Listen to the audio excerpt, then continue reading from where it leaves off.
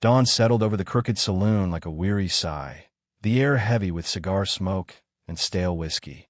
A lantern flickered low, throwing shadows across the warped poker table where Elias McGraw sat hunched in silence, his dust-worn coat pulled tight against the chill. He hadn't smiled in years, not since his wife's passing, and every line in his weather-beaten face seemed carved by loss more than time. Around him, laughter and curses rose in uneven bursts as the game swelled in stakes. Rifles, land deeds, even a prize saddle tossed onto the pile. Then Samuel Pike, drunk and swaggering, slapped his wager onto the table with a slurred grin. But it wasn't money. It wasn't property. From the dim corner of the saloon, a woman stepped forward when he motioned. A young woman, pregnant, her dress threadbare at the hem, her eyes burning with something both fierce and broken. Murmurs swept the room. "Man's gone too far," someone whispered, though no one moved to stop him. Elias's jaw clenched. He did not want this. He did not even raise his hand to call Pike's bluff. But when the last card fell, his was the winning hand. The saloon went silent as Miriam Calloway's life was pushed into his keeping. Pike cursed and stumbled away, but the eyes of the room stayed fixed on Elias. Judith Harlan, the widowed innkeeper, leaned toward her neighbor and hissed, "Man's bought himself sorrow." Miriam didn't look at him with gratitude.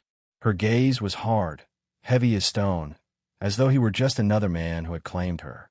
Still, Elias rose, pulled his hat low, and guided her out past the watchful crowd. His boots echoed on the wooden floorboards, every step dragging shame behind it.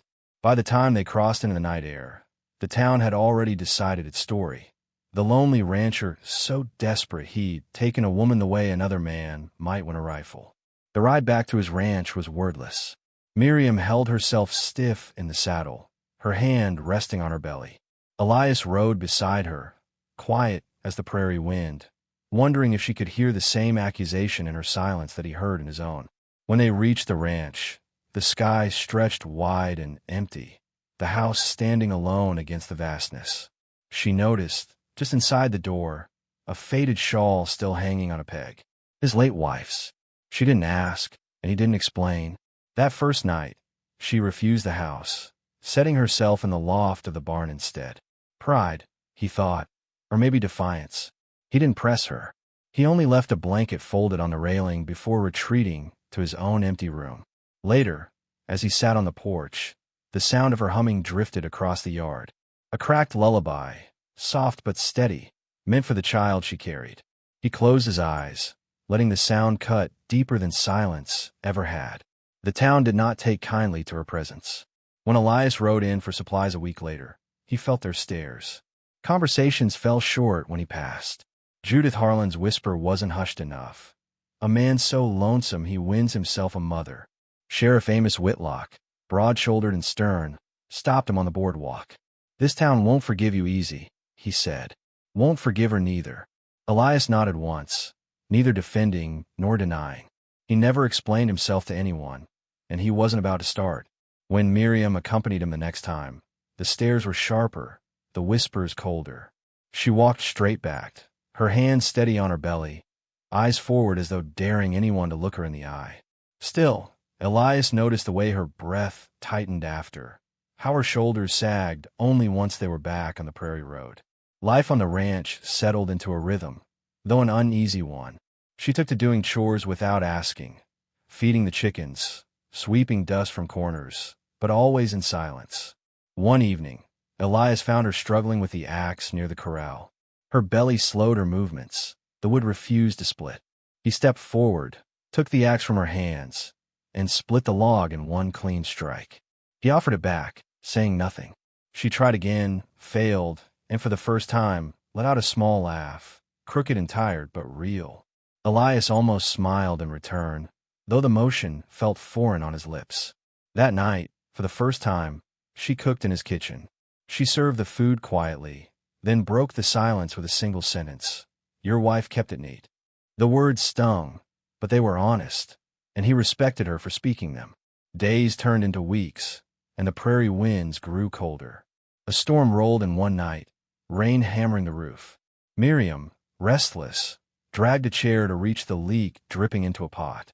As she strained, her body faltered. Her water nearly broke from the effort. Elias caught her in time, lifting her down with surprising gentleness, setting her into the chair.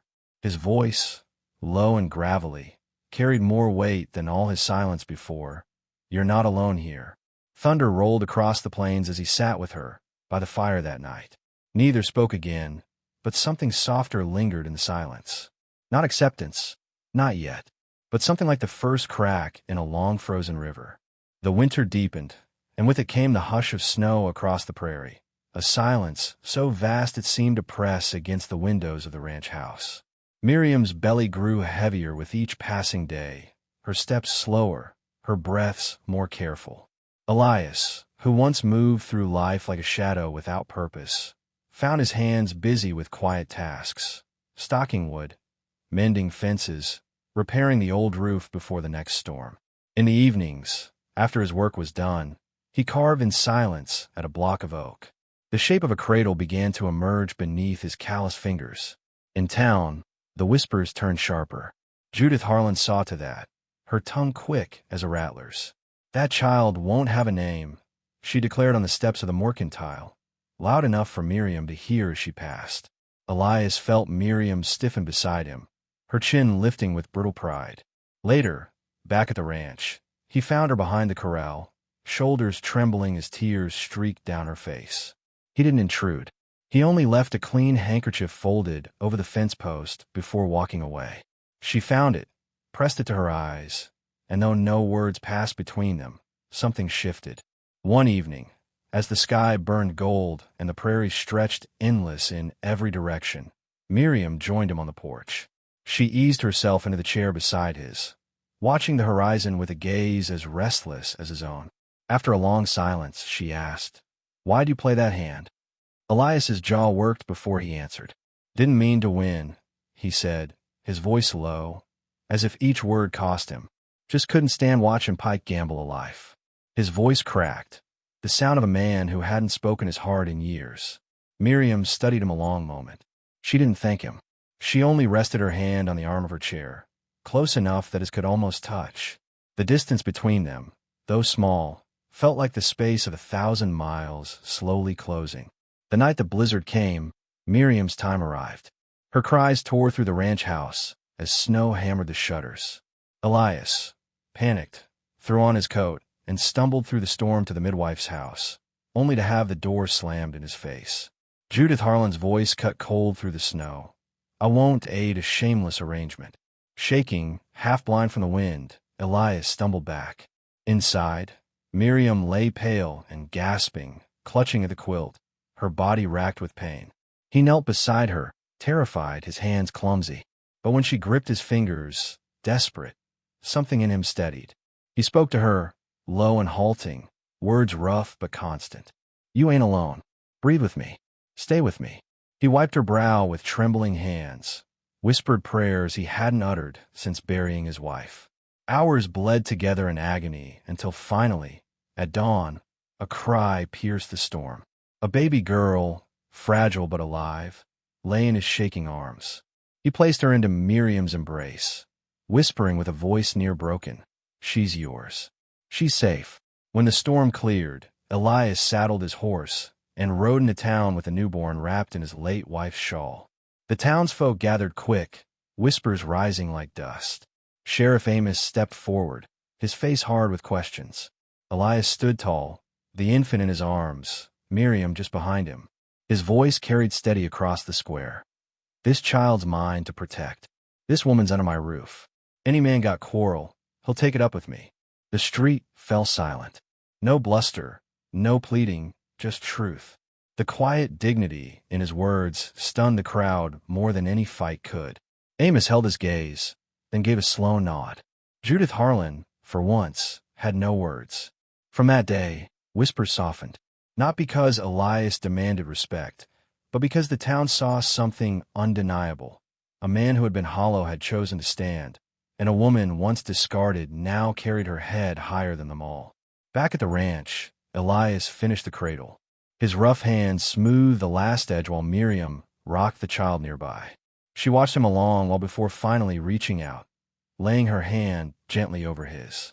"You've given her a home," she said, voice trembling. He looked up, the firelight catching in his eyes. "And you too," he answered quietly, "if you'll have it." Weeks later, they walked into town together, the baby cradled against Miriam's chest. Elias tipped his hat at those who stared, his step sure, his shoulders no longer bowed. And for the first time since death had stolen laughter from his life, he smiled. That smile stunned the town more than any scandal ever had. Not a smile of conquest, but of hope. Sometimes, the cards life deals us seem cruel, a game meant only to break us.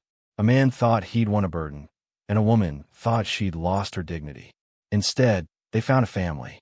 Perhaps that is the truest gamble of all, that two broken souls by chance and by choice can still build something whole.